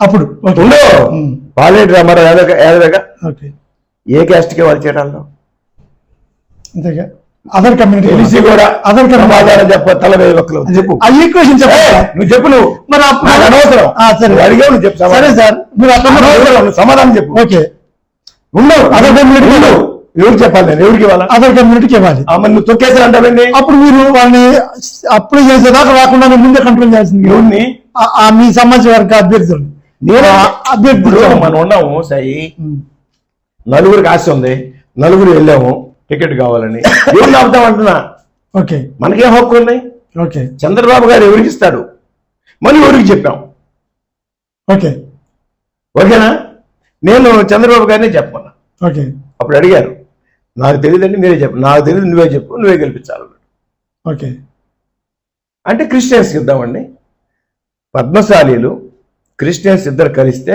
మన అభ్యర్థి గెలవడం ఓకే వాళ్ళు పద్మశాలికి ఇస్తున్నారు కాబట్టి మనం క్రిస్టియన్స్కి ఇద్దాం ఇద్దరు పోటీ పెడితే బ్యాలెన్స్లో ఉంటాం అప్పుడు మీరు పెట్టిన మీ తరఫున నిలబడ్డ కట్టా వలీవియా రాణి ఆయన మీరు ప్రపోజించారా లేకపోతే మన రామానాయుడు గారి దగ్గర నుంచి ప్రపోజ్ నేనే ప్రతిపాదించా ఓకే ఆమెను వారణోకాలి నా క్యాండిడేట్ అని అందరు పెద్దలందరూ కలిసి ఈనాడు వాళ్ళు పట్టుకొని ఓకే ఫ్రంట్ పేజీలో వార్త రాపించారు రామానాయుడు గారు ప్రతిపాదిస్తే పాలేటి రామారావు నచ్చక ఈర్ష్యతో ఓడించడానికి ఏర్పాట్లు చేశారు అందుకని ఓడించారని చెప్పి ఒక వాదన ఆహా జనం ఓకే తర్వాత వచ్చి మన క్యాండిడేట్ కాకుండా వేరే వాళ్ళు చూపిస్తాడా అందుకని ఓట్లేదు అన్నారు కళ్ళ నీళ్లు తప్ప మనకేం చేయగలం అంటే నిజంగా మీరు పార్టీ వాళ్ళు నిజంగా మీరు కట్టా వలీవియానికి వ్యతిరేకం చేయాలి అప్పుడు అరే కిసీటీ పిచ్చింది ఆయన కూడా అంటే ఓకే ఓకే చంద్రబాబు గారు అడిగి చెబుతాడు ఓకే దేవేంద్ర గౌడ్ తీసుకెళ్లి పేపర్లో రావడం వల్ల ఇది దేవేంద్ర గౌడ్ తీసుకెళ్లి చెప్పు రామారావు అన్నాడు సార్ పలానా మనిషికి ఇద్దామని అన్నా ఆ సార్ లేపో అన్నాడు తర్వాత ఫోన్ చేసి అడిగాడు నువ్వు జాగ్రత్త మరి తేడా వస్తే నువ్వు మళ్ళీ హైదరాబాద్ రావు అన్నాడు చంద్రబాబు గారు అంటే సార్ ఎందుకు సార్ అంత బాధ్యత మీరు ఎవరో పేరు చెప్పండి సార్ అంటే కాదు నువ్వే చెప్పాలన్నాడు సరే ఆమెకి ఇవ్వండి అన్న ఓకే వాళ్ళు చెప్పే అభ్యర్థి రాలేదని వాళ్ళు ఓడించడానికి ప్లాన్ తీసుకున్నారు కానీ ప్రచారం వాళ్ళు చెరో ₹1,00,000 ఇచ్చారు పద్మావతి గారు ₹1,00,000 ఇచ్చారు రామారాయుడు గారు ₹1,00,000 ఇచ్చారు ఓకే సరిపోవు మనమే పేదవాళ్ళమే అదే డబ్బు చాలా తర్వాత ఈనాడు ఆ ట్రాప్ ఇచ్చారు నాయుడు గారు ఇప్పిస్తుంటే రామారావు వ్యతిరేకంగా ఓడించాలని ట్రై చేస్తున్నాడని ఓకే రామారావు అభిమానులు కొంతమంది అట్టేశారు ఓకే అంటే మన క్యాండిడేట్ ఓడిపోవాలా అవును పార్టీ క్యాండిడేట్ ఓడిపోతారని చెప్పి వాళ్ళు తీసుకోవాలా ఓకే ఓకేనా ఏం చేద్దాం మనం అట్లాగే కోండ్రు దానయ్య కూడా వాళ్ళ ప్రాంతం కాకుండా ఇక్కడ గొల్లపాలెం వేపించి అర్థం పర్థం లేని ఓట్లతో ఆయన కూడా మీరు కాదు కాదు కాదు ఆయన మేము కావాలని మాకు మొగిలి రంగారావుని ఎస్టీ అయిందని అక్కడ మొగిలి రంగారావు రాముల మంచి అవును ఈయన ఇక్కడ వేసాం వాళ్ళిద్దరు కౌన్సిల్లోకి రావాలని ఇద్దరు సీనియర్లు పార్టీ ఎందుకంటే కాంగ్రెస్ వాళ్ళు మమ్మల్ని బాగా డామినేట్ చేస్తారు కౌన్సిల్లో ఓకే అందుకని చెప్పి వీళ్ళు ఉండాలనుకొని పెట్టాం పెడితే నాన్ లోకల్ అయ్యారు ఓకే పెట్టే ఉద్దేశం మంచిదే ఇక్కడ అతని పేరు ఏం పేరు సువర్ణరాజు అబ్బాయి లోకల్ యాదవులతో కలిసి ఉంటాడు పేరుబడిలో ఎంత ఉంది అబ్బాయి వాళ్ళు అట్టేసారు అక్కడేమో అక్కడ ఇరు క్లాసే కానీ అక్కడ లోకల్ ఇరు క్లాసే అవతల గెలిచింది కూడా అక్కడ లోకల్ మార్కెట్లో పనిచేస్తాడు అబ్బాయి వాళ్ళమ్మ అట్టేసారు రంగారావు గారికి వెళ్ళా ఉద్దేశం మంచిదే గెలిపించుకోలేకపోయాం ఇలాంటివి మీకు అపోహలు కొన్ని మిగిలింది ఈ రాజకీయం అంటే ఎందుకు మరి నువ్వు చెప్పిందని తింటానికైంది వాళ్ళు వాటర్ వాళ్ళు చేస్తారు వాళ్ళు చేసిన అది చేసేది కథలు వాళ్ళు చేస్తారు ఇప్పుడు ఎలక్షన్ ముందు వరం గారికి వ్యతిరేకం చేశాం సార్ మళ్ళీ నీకు అర్థమైందా అర్థమైంది సార్ పాలేటి రామారావు ఎవరినన్నా తొక్కేసాడా ఇప్పుడు చెప్పు ఓకేనా అట్లాగే ఇప్పుడు ఎలక్షన్ ముందు కొండయ్య గారితో పనిచేసాం మళ్ళీ ఇప్పుడు బలరాం గారితో మనం కనపడుతున్నాం దీని ఇదే విషయం ఏం చెప్తారు సార్ బలరాం గారితో కొండయ్య గారు కనపడ్డా కార్యక్రమాలు ఎమ్మెల్యే గారు ఈయన ఎమ్మెల్యే అయిన తర్వాత బలరాం కృష్ణమూర్తి గారితో ఎక్కడ ఫోటోల్లో కొండయ్య గారు లేరా ఉండొచ్చు అది లేదు సార్ అది వాళ్ళ పార్టీ కార్యక్రమాల దగ్గర ఓడిపోతాడా రాజాపల్లి తెలుగుదేశం పార్టీ అయితే okay very good Paleti Ramarao ఎవరు అనుకోబాకు అంతేగా సార్ ఇప్పుడు మీరు ఈ సుదీర్ఘ మీ రాజకీయ ఇంట్లో మీరు మీరు సపోర్ట్ చేసిన వాళ్ళు ఎవరు అట్టే పనిచేశారు? కరణం బలరామకృష్ణమూర్తి. ఓకే. సీనియర్ మ్యాన్, విషయాల మీద అవగాహన ఉంది, జీవితం మీద అవగాహన ఉంది, చీరాల్లో ఎట్లా వ్యవహరించాలో దాన్ని తగ్గట్టు వ్యవహరించాలి. సార్ రేపు మళ్ళీ ఎన్నికలు 29లో కరణం బలరామకృష్ణమూర్తి గారు ఇక్కడ నిలబడి మళ్ళీ కొండయ్య గారు టీడీపీ తరఫున ఉంటే మీరు ఎవరికి సపోర్ట్ చేస్తారు? టీడీపీ చేస్తాం. ఓకే. అప్పుడు కూడా బలరామకృష్ణమూర్తి గారు టీడీపీ కదా. అంతేగాని అంటే కరణం బలరామకృష్ణమూర్తి గారు టీడీపీ అయినా అంటే మీరు ఆఫ్టర్ మీరు మీ టర్మ్ అయిపోయిన దగ్గర నుండి ఒకసారి రోజు గారు పోటీ చేసిన దగ్గర నుంచి ప్రతిసారి క్యాండిడేట్లు మారుతున్నారు, కానీ అవతల క్యాండిడేట్ మాత్రం అపోజిషన్ కృష్ణమోహన్ గారు కనపడుతున్నారు. అంటే కృష్ణమోహన్ గారికి వ్యతిరేకంగా పనిచేస్తున్నట్టుగానే ఈ ప్రయాణం అంతా జరిగింది. అంటే ఏ పార్టీలు మారినా దాన్ని ఎట్లా చెప్తారు? నువ్వు జగమేగిన బ్రాహ్మణుడివి, నీకు చెప్పాలా? అంటే మీ నోటి ద్వారా పంపించి సార్. ఇప్పుడు శ్రీకృష్ణుడు ఉన్నాడు. ఓకే. అతను ఎవరికి అన్యాయం జరిగితే అటు పక్కన నిల్చుంటాడు. నేను చెప్పాను. ఓకే. నిల్చొని అన్యాయం చేసేవాడికి ఎదురు తిరిగి నువ్వేదో పని చేస్తా ఉంటాడు. అడే విండి అతడు అన్నీ కొట్టుకొని ఎవరు గెలవని తర్వాత సంగతి. అంతేగా. అదే అతని వివాదం, అది జీవితం అంతా అదే. అందువల్ల ధర్మ పక్షపాతి, ధర్మం చెప్పుకోవడంలో కూడా ధర్మం. వాలేటి రామారావు అంతే, అట్నే మరణిస్తాడు. నేను అది చెప్పాను ఇందాక, ముందే చెప్పాను. వాలేటి రామారావు ధర్మం కోసం ధర్మం పక్క నుండి చేసే యుద్ధంలో మరణించాలని మరణిస్తాడు అంతే. సరే, ఎవరెవరు నన్ను చంపుతారు, నేను అధర్మాన్ని ఎదిరిస్తాను, వాళ్ళు నన్ను చంపుతారు. ఇంకా రాదు అక్కడ దాకా. చూస్తున్నావా టీవీల్లో చేతులు తీస్తా, తోలు తీస్తా, కాళ్ళు తీస్తా, బెదిరిస్తున్నారు, చూసావా? సరే, ఇప్పుడున్న రాజకీయాలు బెదిరిస్తున్నారు కదా. సరే, ఓకే, అందుకని నేను మానుకుంటావా? మాచర్ల మోహన్ మెలకొనుకుంటావా? పులి శ్రీనివాస్ వచ్చి మెలకొనుకుంటావా? వాళ్ళు బెదిరిస్తారు, బెదిరించని ఏంటంట ఇటు పోవాలి కదా. టోటల్ గా ఇప్పుడు ఎమ్మెల్యే కొండయ్య గారు మీకు మిత్రులు అనుకోవాలా, ప్రత్యేక చెప్పి? నా దృష్టి ఆయన నా మిత్రుడు. Very good sir. ఇప్పుడు స్వతహాగా డాక్టర్ గారు సైన్స్ అవగాహన ఉన్నటువంటి నేచర్, పెద్ద రాజకీయ నాయకుడు ఎదిగారు, మంత్రి స్థాయిలో కూడా పనిచేశారు. ఇంత సామాజిక అవగాహన, ఇంత సైన్స్, ఇంత తెలిసిన మీరు ఒక్కసారిగా కర్మ సిద్ధాంతం వైపు మారి మీ మరణ దినాన్ని ప్రకటించుకొని ఒక్కసారి రాష్ట్ర వ్యాప్తంగా ఇదే మీ ఇంత విస్తృతంగా, ఇంత పోరాటంగా, ఇంత సింహంలాగా ఉండే డాక్టర్ ఇంత మరణం గురించి మాట్లాడే స్థాయికి ఇట్లయిపోయేది అనేటువంటి ఒక పెద్ద సందిగ్ధం ఉంది సార్. అసలు ఆ కాన్సెప్ట్ ఏంటి? సడన్ గా అసలు ఆ టర్నింగ్ ఏంటి సార్? టర్నింగ్ కాదు, ఫ్యాక్ట్స్. ఓకే. జాతస్య మరణం అంటే పుట్టినవాడు ఇప్పటికే తప్పదు, మరణించక తప్పదు అని చెప్పాడు. సో దాన్ని ఒప్పుకున్నాం. మీ తాతగారు ఉన్నారా? మీ తాతగారు ఉన్నారు లేదా? ఉన్నాడా? చనిపోయాడా? ఎంత వయసు చనిపోయాడు? 90. మీ నాన్నగారు ఉన్నారా? 75 చనిపోయాడా? నువ్వు డేట్ నేర్పించు కాదమ్మా, నా వాటిని 75 డాడీ, తాతగారు 90 ఇయర్స్. 90 ఓకేనా? ఇంకొంచెం 10 గడుపుతావా? 90 ఇయర్స్ జీవిస్తాను అని అనుకో, చనిపోవడం చనిపోవాల్సిందేగా ఎప్పటికైనా కదా. సో ఇంకెన్నాళ్ళు ఇక్కడి నుంచి నీకు? 20 ఇయర్స్. ఎందుకు వయసు ఎంత? 50 కదా, 40 ఇయర్స్. 40 సంవత్సరాలు జీవిస్తావు. ఇందుకు ఏమైనా మోసం ఉందా? అంతేనా? సో నేను 40 సంవత్సరాలు నాకు ఈ భూమి మీద ఉంది, ఆ తర్వాత నేను ఉండను అనే రియలైజేషన్ మంచిదా కాదా? మంచిదే కదా. ఇప్పుడు 50వ పుట్టినరోజు చేసుకుంటావా, 40వ మరణం చేసుకుంటావా? నువ్వు ట్రైన్ ఎక్కితే మద్రాసు ఎక్కావు, చీరాలు ఎక్కావు, మద్రాసు వెళ్తున్నావు. నేను 20 కిలోమీటర్లు వచ్చాను, 50 కిలోమీటర్లు అయిపోయింది, 70 కిలోమీటర్లు అయిపోయింది అంటావా? ఇంకా 100 ఉందంటావా? వచ్చేదంటే మనం అనుకునేది ఒప్పుకున్నాను చెప్పింది, అంతేనా? నేనే చెప్పేది.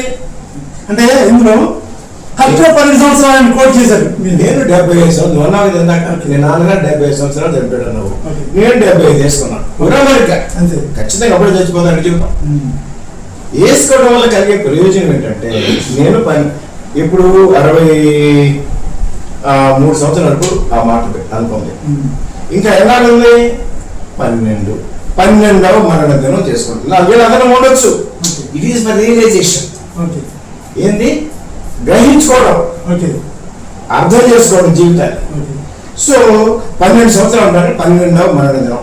ఆ మరణ దినం అనేది జనానికి క్యాచ్ అవుతుంది. ఆ మరణం అనే మాట జనం డైజెస్ట్ చేసుకోకపోవడం వల్ల భగవంతుడు చెప్పినవన్నీ కూడా ఇటు పాటించట్లా. భగవంతుడు చెప్పింది, జీసస్ క్రైస్ట్ చెప్పినా, కృష్ణుడు చెప్పినా, బుద్ధుడు చెప్పినా, మొహమ్మద్ ప్రవక్త చెప్పినా, ఎవరు చెప్పినా దీన్ని పాటించట్లా. ఎందుకు పాటించట్లా? నువ్వు మరణిస్తావని తెలియట్లేదు. రేపు మరణించేవాడు కూడా రేపు మరణిస్తాడు, తిరిగి అతనికి మైండ్ పని చేస్తుంది, ఉంటాను అనుకుంటున్నాడు. అందువలన ఉరామరికగా పెట్టుకుంటే నేను 12 ఏళ్ళకి మరణిస్తాను అనుకున్నాను. నేను అప్పటి నుంచి మనకన్నా బాధ్యతలు ఏంటి, ఆడపిల్లకాయలేంటి, మొగపిల్లకాయలేంటి, అప్పులేంటి, ఏందనేది ఆలోచిస్తానే ఉన్నా. ఓకేనా? నువ్వేం చేస్తావు? ఆలోచించుకుంటావు. ఇంకా 11 ఏళ్ళు, ఇంకా 10 ఏళ్ళు, ఇంకా 9 ఏళ్ళు, ఇంకా 8 ఏళ్ళు అనే కొంది నువ్వన్నీ కూడా దృష్టిని అక్కడ కాన్సన్ట్రేట్ చేస్తావు. లోకంతో తిరగకుండా అక్కడ దృష్టి పెట్టుకుంటావు. నీ ప్రాబ్లం సాల్వ్ చేస్తావు. నీ బిడ్డలు నీ తర్వాత కొట్టుకోకుండా ఉంటారు. ఏం చేర్చబడిపోతే నాకు కావాలంటారు. అవునా కాదా? నేనేం తప్పు చెప్పాను? ఇందుకు ఆశ్చర్యపోవాల్సింది ఏముంది? అంటే మరణదినం అనుకోండి మీరు అన్నట్టుగా ఆ మాట నచ్చదు. అందుకని నేను ఇంకా 9 ఏళ్ళు, ఇంకా 8 ఏళ్ళు. ఫస్ట్ మరణ దినోత్సవాన్ని గ్రాండ్ గా చేశారు సార్, తర్వాత మరణ దినోత్సవం ఎందుకు చేయట్లేదు? అది కూడా బాగా చేశా, అది ఇంకా బాగా చేశా. 2 చేశా, తర్వాత దానికి 2-3 లక్షలు ఖర్చు అవుతుంది. అట్లే ఈరోజు గ్రామ స్థాయిలో సర్పంచ్గా చేసిన కూడా ఆర్థికంగా బాగా బలపడిపోతున్నారు సార్. 2 సార్లు ఎమ్మెల్యేగా మంత్రిగా చేసింది. డబ్బులు లేవు అంటున్నారు. జనానికి మీరు ఏం క్లారిటీస్తారు? అంటే డబ్బు ఉండటం అనేది ఎబిలిటీ టు ఎర్న్, సంపాదించుకునే శక్తి ఉండటాన్ని బట్టే డబ్బు వస్తుంది. రాజకీయాల్లో డబ్బు లేదనేది నాకు తెలుసు. ఖర్చు ఏం చేసినా తప్పే. నువ్వు వచ్చే పని మీద ఎంతో కొంత 10 ఏళ్ళు నాకు ఖర్చులు ఉంటే అటు తిరగాలి కదా అని అన్నాను. నేను అనలేకపోయా. బియ్యం ఉందా? ఇప్పుడు బియ్యం పెట్టి పెద్ద చర్చ జరుగుతుంది. అప్పట్లో మనం ఎమ్మెల్యే ఉన్నప్పుడు సాయిబుల్ అందరూ అతను ఉండేవాడు, రేషన్ షాపులు ఉండే. అతను కోటేశ్వరుడు అయిపోయాడు. అతను చేసేవాడు వ్యాపారం చేసినప్పుడు అతను గుంటూరు పోయి పెద్ద సెటిల్ అయిపోయాడు. అదే బాబు నాకేమైనా 10 రూపాయలు అంటే చచ్చిపోయినట్టుండే. నీకు అర్థమైందా? మనం ఊరు బాగు చేయాలి. అట్లా అంతరించిపోవాల్సిందే. మనం సింహం మసలు అయిపోయింది, వేటాడలేకపోతుంది. ఏదో తింటే తినలేకపోతుంది. ఏం చేయాలి? చచ్చిపోవాలి. మీరు ఒక మాట సార్, మీ మరణ దినోత్సవం ప్రకటించిన దగ్గర నుంచి పర్సనల్ లైఫ్లో ఉన్న బాధ్యతలు అట్లాగే రెస్పాన్సిబిలిటీస్ మీద ఉన్నాను. ఇప్పుడున్న మీరు అనుకున్న ఈ 12 ఏళ్ళ తరంలో ఎక్కువ ప్రజా పోరాటాలు, ప్రజా జీవితాన్ని కేటాయిస్తారా, పర్సనల్ లైఫ్ కేటాయిస్తారా? అంటే అది చేస్తూనే ఉన్నా. నా ప్రయత్నంలో ఉండాలి, జరుగుతూ ఉంది. పబ్లిక్ లో అవసరమైతే వస్తాను. ఇప్పుడు జరుగుతున్నదే కదా. అవసరమైనప్పుడు వచ్చినప్పుడే వివాదం వస్తుంది. లేకపోతే వివాదం ఉంటుంది మా ఇంట్లో. ఏంటంటే ఇప్పుడు మీరు లైఫ్ లాంగ్ తెలుగుదేశం పార్టీతోనే ఉంటారు అనుకో. ప్రస్తుతానికి నేననేది నేను ఉండాలనుకుంటున్నా తెలుగుదేశం పార్టీలోనే. మీ తెలుగుదేశం పార్టీలో ఉండి మీరు కృష్ణమూర్తి తెలుగుదేశం టికెట్ ఇస్తే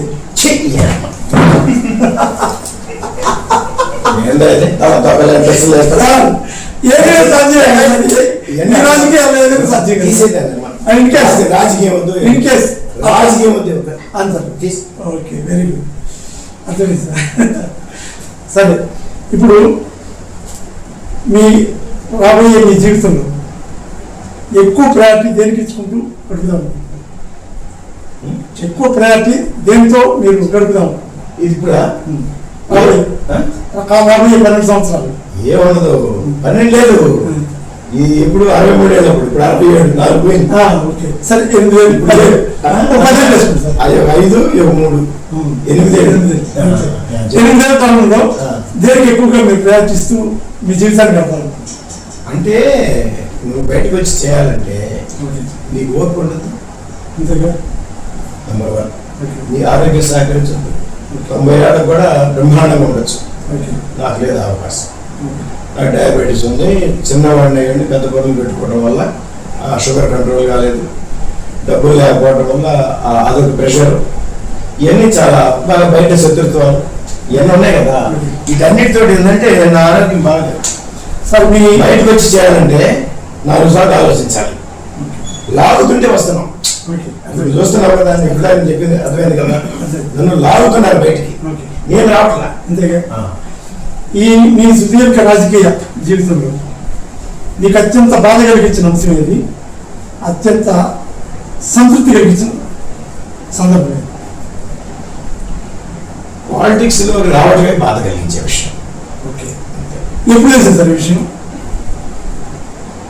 మొదటి రోజు నుంచే ఉంది. ఎప్పుడు మొదటిసారి గెలిచిన తర్వాతే ఒక లెటర్ రాసేవాడిని స్పీకర్ గారికి, ముఖ్య స్పీకర్ గారికి నా వ్యక్తిగత కారణాల వల్ల నేను కొనసాగలేకపోతున్నాను, నా రాజీనామా ఆమోదించండి అని రాసేవాడు. రాసి దగ్గర పెట్టినవాడిని, ఇచ్చేవాడు కాదు. వారు చాలాసార్లు చేశారు. ఏంటంటే ఇది గడిచేది కాదు. నాకు డబ్బులు ఉండవు. ఇతర మార్గాలన్నీ నాకు తప్పుగా అనిపిస్తాయి. జీతం ఆడపోతానికి ఏమో డబ్బులు తీసుకెళ్తాను, వస్తాను కూడా తీసుకున్నాను. చాలా గందరపడం. అందువల్ల ఏంటంటే ఉండబుద్ది అయ్యేది కాదు. కానీ నీళ్ళంటే రెచ్చగొట్టట్లా అట్లా అయిపోయింది అంటున్నా. అదే సగటు మనుషులే ఇవన్నీ సమస్యలు తెచ్చింది. ఓకేనా, తీర్చుకోవాలనుకునేవాడిని. ప్రజలేమో ఇదైతే బాగుంటుంది అనేవాళ్ళు. మనకి అవకాశం ఇస్తా వచ్చారు. అయితే ఈ సుదీర్ఘ రాజకీయ జీవితంలో ఎన్నో ఎత్తులు చూసి మీరు ఇప్పుడు ఆర్థిక పరిస్థితి గురించి మాట్లాడినప్పుడు మిమ్మల్ని తక్కువ చేసుకొని మాట్లాడే దీంట్లో ఎప్పుడైనా నాకు వచ్చిన అవకాశాలు నేను ఆర్థిక పరంగా సద్వినియోగం చేసుకోకపోయాలని అని ఒక్కసారి అనిపించింది? అట్లే అనిపించలా. అంటే మమ్మల్ని చెబుతా ఉంటా. ఏం చెబుతుంటానంటే, మన కళ్ళ ముందే బాడీ ఆటో ఉంటాయి, ఖాళీ ఉంటాయి, సామాన్లు వేసుకుంటాం. దాని నుండి డబ్బులు వెళ్ళిపోతుంటే ఈ మళ్ళీ కాదు అని చెప్పి చూస్తా కూర్చున్నాము అనేవాడు అంటా ఉంటారు. నా ముందు నుంచే డబ్బులు వెళ్ళిపోతా ఉంటే ఆటోలో, బాడీ ఆటోలో ఖాళీ ఉంటుంది. సరుకులు పోతే డబ్బులు కట్టలేసి ఉంటాయి. మన ముందే వెళ్తా ఉంటుంది. ఒకటి తీసుకోవచ్చు, మన కాలం నాకు వద్దు అని అంటా ఉంటాం మా వాడితో. చీరాల ప్రాంతంలో చిమటా సాంబు గారు ఫస్ట్ రామారావు అవకాశం ఇచ్చినప్పటి నుంచి తర్వాత మీరు రాజకీయంలో మీరు ఎంటర్ అయినప్పుడు అప్పుడున్న యాదవ సామాజిక వర్గానికి ఇప్పుడున్న యాదవ సామాజిక వర్గానికి మార్పులు మీరే గమనించారు? అంటే అప్పుడు సోషల్ స్టడీస్ వాడతారు. ఓకే, తర్వాత స్లోగా సుదీర్ఘంగా సాంబు గారి కొన్నాళ్ళు, మన కొన్నాళ్ళు ఇట్లా ఉంటున్నాం కదా. స్లోగా సొసైటీ చీరాల సొసైటీ తోటి యాక్టివ్ పాత్రలోకి, సోషల్ అవేర్నెస్ తో పాటు యాక్టివ్ అంటే involvement, okay, political, social political, okay, అది పెరుగుతూ వచ్చింది. ఈ ఇందాక చెప్పినట్టు roads network, bypass road, lift irrigation schemes రావడం, ఆర్థికంగా రావడం. ఇప్పుడేమో రియల్ ఎస్టేట్, సముద్ర పక్కన. అందువల్ల అప్పటికి చాలా తేడా ఉంది. ఇప్పుడు మంచి ఒక రకంగా కమాండింగ్ పొజిషన్లో వచ్చారు. సరే, ఇప్పుడు ఈ 2 సంవత్సరాల కొండయ్య గారి పరిపాలన మీద మీ అభిప్రాయం, మీ పార్టీ కొండయ్య గారిని చేరిస్తే కదండి మీ ఏజెంట్లు ఆడ కూర్చొని బుర్ర తింటానికే సరిపోతుంది. ఆయన యాడ్ చేయాలి. ఈ విషయం మీరు ఆయనకి ఎక్స్ప్లెయిన్ చేయొచ్చు కదా, మీ విషయం ఆయనకి తెలియజేయచ్చు కదా. నేను ముందే చెప్పాను, నేను ఆయన దగ్గరికి వెళ్ళింది లేదు, వెనక్కి వచ్చింది లేదయ్యా, నేను నా పని నేను చేసుకుంటున్నాను అన్నా. ఎన్నికలు కూడా నా ఇంట్లో నుంచే చేశాను. అంటే రెండోనే సార్, ఇక్కడ ఫస్ట్ మన సామాజిక వర్గం ఎమ్మెల్యే లేడు, రెండోది మనం తెలుగుదేశం పార్టీలో ఉన్నాం. పార్టీ డ్యామేజ్ అవుతుంది అని నా మాటను ఎన్నాళ్ళు చీరాల్లో జీవించిన తర్వాత రాజకీయ రంగంలో మా క్యాస్టోడు అని అంటే మనం ఇంకా చిన్నప్పుడు ఉన్నట్టే ఉంటుంది. చిన్నప్పుడు ఉంటాం మనోడేనో అదేనో ఇదేనో, పెద్ద అయిన తర్వాత కూడా అదే మాటలు మాట్లాడితే దాని విలువ లేదు. ఆ ఓడే తీసేయి. ఓకే, మన పార్టీ అనుకోని పార్టీ డ్యామేజ్ కాకూడదు అనే కాన్సెప్ట్ లో కొన్ని ఎవరిసారైనా సరే సలహా చెప్పచ్చు కదా. ఇందాక ఒక సినిమా చూస్తున్నాం, Mohini bus master. Okay, Mohini bus మాస్టర్లో బస్ మాస్టరుడు మోహిని చుట్టూ తిరుగుతుంటాడు.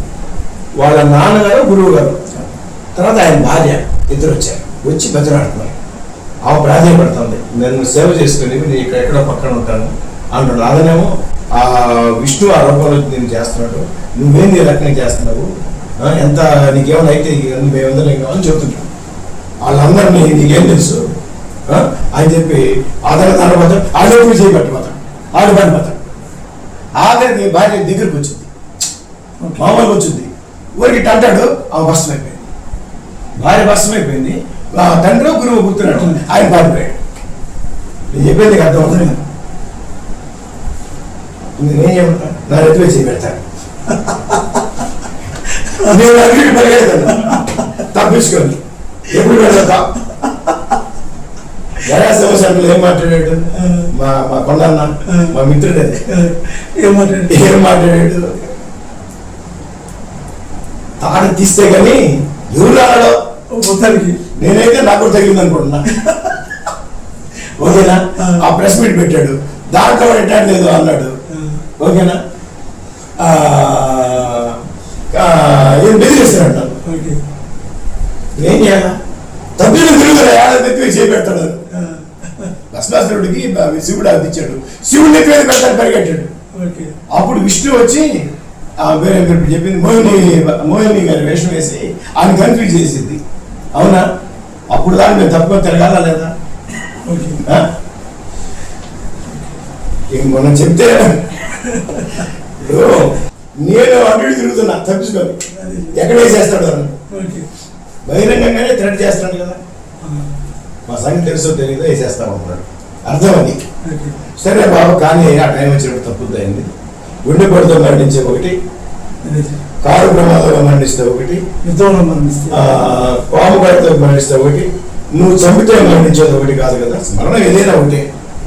ఓకేనా, నేను 2 సార్లు వేసుకోవాల్సింది. ఓకేనా, హార్ట్ అటాక్, ఒకసారి ఏమో స్టెంట్ చేసి కాపాడారు, ఇంకోసారి ఆపరేషన్ చేసి కాపాడారు. ఒప్పుకుంటావా? అందువల్ల కొండయ్య గారి చేతులు మరణిస్తానికి సిద్ధంగా ఉన్నా. నువ్వే చెప్పు, బెదిరిస్తున్నాడు, బెదిరింపు అవసరం చేసి అని చెప్పు. ప్రస్తుతాన్ని తప్పించుకొని తిరుగుతున్నాడు, నేను దారి చూపిస్తాను నీకు, నువ్వు వేసి పడ్డా చెప్పు. ఇప్పుడు మీరు చెప్పే దీని ప్రకారం కొండయ్య గారు మిమ్మల్ని చంపేస్తారనుకుంటున్నారు. కడుపులో ఉంది, చేస్తాడు లేదు తెలియదు, నేను తప్పించుకొని తిరుగుతున్నా. ఎమ్మెల్యే పదవి ఉంది కదా, ఎదురు చేయబెడితే నష్టమైపోవడం అంటే ఏంటి? మీరు ఎమ్మెల్యే పదవి మీరు అడిగారా? మీరు అలాంటి చదువుకుంది, ఇప్పుడు ఆయన చేస్తాడు, మనం ఏం చేద్దాం దాన్ని? చివరిగా రాబోయే రాజకీయ రంగాన్ని ఎంచుకునే వాళ్ళకి, అదేవిధంగా మన సమాజానికి ఏదైనా చెప్పదలుచుకుంటే ఏం చెప్తారు? అంటే politics is a profession where we spend. Spend చేసే ఎబిలిటీ ఉండాలి. It's not a profession where we earn. సంపాదించుకోవాలి, సంపాదించుకోవాలని చేసే ప్రయత్నం అనేది వివాదానికి లోన్ చేస్తుంది, అప్రతిష్ట పాలైపోతారు, నలుగురు నోళ్ళలో నాంతారు కదా. కనుక ఏంటంటే వచ్చే ముందు కొంచెం జాగ్రత్తగా అన్ని అంటే చేసుకొని రావాలి. ఇందులో ఒకటి సార్, అవుట్ స్టాండింగ్ లీడర్స్ అనే వాళ్ళు అయిపోయింది సార్. అవుట్ స్టాండింగ్ లీడర్స్ అనే వాళ్ళు లేరు. ఎందుకంటే విద్యార్థి రాజకీయాలు ఎప్పుడైతే అయిపోయాయో అక్కడి నుంచి outstanding only spend and gain, ఇన్వెస్టర్స్నే క్యాండిడేట్గా డిక్లేర్ చేసే పరిస్థితులు ఉన్నాయి. ఇలాంటి పరిస్థితుల్లో రాజకీయాలు వైపు వచ్చే వాళ్ళకు మీరేం చెప్తారు? ఎప్పుడైనా సరే నువ్వు ఎమ్మెల్యే సీటు కొనుక్కున్నావు, గుర్తుపెట్టుకో, నీ శక్తి ఉంది. నువ్వు ఎంత ఖర్చు పెట్టావన్నావు? ఫస్ట్ నేను 12 లక్షలు ఖర్చు పెట్టాను అన్నా. రోసయ్య గారు 2-3 కోట్లు పెట్టుంటాడు అనుకో, బెస్ట్ అని నా శక్తి. నేను నా 12 లక్షలు సంపాదించాలనేది ఆ వృత్తి కాదు ఇది అంటున్నాను. ఇప్పుడు 25 కోట్లు పెట్టానంటాడు, నా 25 కోట్లు అంటే సార్ ఇప్పుడు అదే దాకా రాసేది సార్. ఆ సుదీర్ఘ రాజకీయంలో మీకు సంతృప్తి ఇచ్చిన అంశం ఏది, బాధ కలిగించిన అంశం ఏది? రెండు సింగిల్ వర్డ్. సంతృప్తే లేదు. రావటమే తప్పు. అదంతా బాధే, మొత్తం బాధే, సంతోషం లేదు, సంతృప్తే లేదు. అయితే ఒకటి ఉంది, చెడ్డవాళ్ళని ఎదిరించడానికి నాకు ఈ జీవితంలో అవకాశం వచ్చింది చూసావా, అదే నా సంతోషం. అంతే. ఆ ప్రాసెస్లో నేను నాకు ఎంత నష్టం జరిగినా ప్రాణం పోయినా నా బాధే, సంతోషం తెచ్చుకోవాలి. నా వెనకాల ఏమైపోయినా నాకు అనవసరం లేదు. చివరిగా డాక్టర్ పాలెటి రామారావు గారు అంటే ఏం చెప్తారు? పాలెటి రామారావు అంటే ఈ డజంట్ నా హౌ టు లివ్, బ్రతకడం తెలియదు. బ్రతికించకపోవచ్చు, బ్రతకడం తెలియదు. వెన్ను చూపాలంటే చాలా ఆలోచిస్తాడు. వెన్ను చూపాలంటే చాలా ఆలోచిస్తాడు, బ్రతకడం తెలియదు. తప్పు చేయడు. మృత్యు భయం వస్తుంటే తొందరపడి గబక్కన పారిపోవడం. ఉంటాడు, కాసేపు అంటాడు మొత్తం మీద. అది అలా. చివరిగా టీవీ ప్రేక్షకులకి మీ సందేశం ఏముంది, సాయి బాగా ఎక్కి రావాలని కోరుకుంటాం. Thank you sir, thank you very much. ఇది సుదీర్ఘ రాజకీయ నాయకుడిగా, పేదల డాక్టర్గా, సర్వజ్ఞానం తెలిసి కరుడుగట్టిన రాజకీయ నాయకుడిగా కూడా ప్రయాణం చేస్తూ చివరికి ఆధ్యాత్మికంగా మాట్లాడుతూ ఎత్తుపల్లాలు మొత్తం ఇమిడ్చి మనసులోని మాటని టీవీ ద్వారా వ్యక్తపరిచిన పాలెటి రామారావు గారి మరో గెస్ట్తో మళ్ళీ కలుద్దాం. Thank you very much. చూస్తున్నాం టీవీ.